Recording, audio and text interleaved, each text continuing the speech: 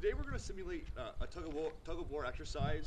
We've got a 2-inch nylon rope and we've got a heavy band. And we'll show you a few variations we can do with this exercise and a few things that maybe you can do with a regular rope, or if you had someone else as far as a competitor or a sled. But using the resistance band gives us a few other things that we can actually work with that are independent to it. So we'll go over them and hopefully you can add to your own training and hope you enjoy it.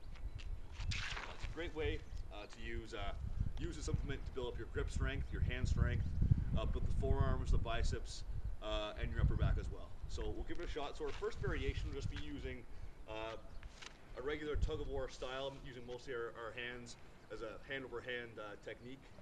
So as you see, my palms are facing the sky and just pulling it in to my rib cage and then resisting on the way back, coming back. So the nice thing about the rope is that I do have some sort of an eccentric component bringing the rope back each time. So I can find that sweet spot of tension and kind of work with that to build some strength in the area.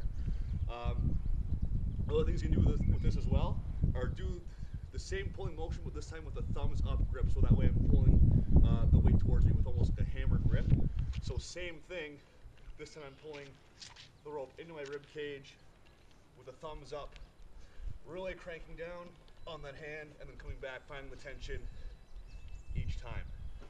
A goal of mine is to be able to one day climb a rope with a reverse grip or a thumbs down grip. This is a great way to work towards that because you needed a lot of wrist strength to be able to do that type of motion. Now, things that make this unique to the band is that we can now change our body position to use the rope as well. So I can do all those same movements we've talked about, but now I can take it a diagonal stance.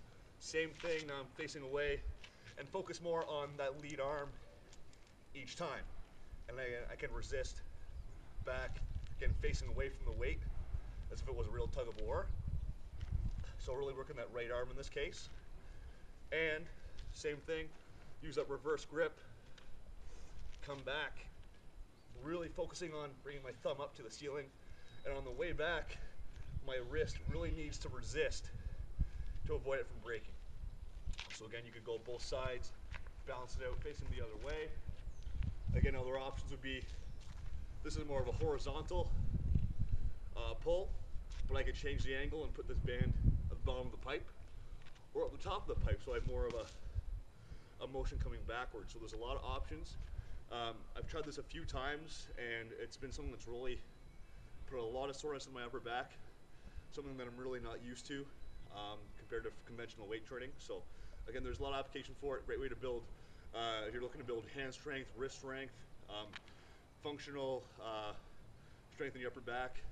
If you don't have a sled, or if you don't have someone else to do these types of techniques, using the band and the rope is a great option to add to your training. So give it a shot. I hope you enjoy it.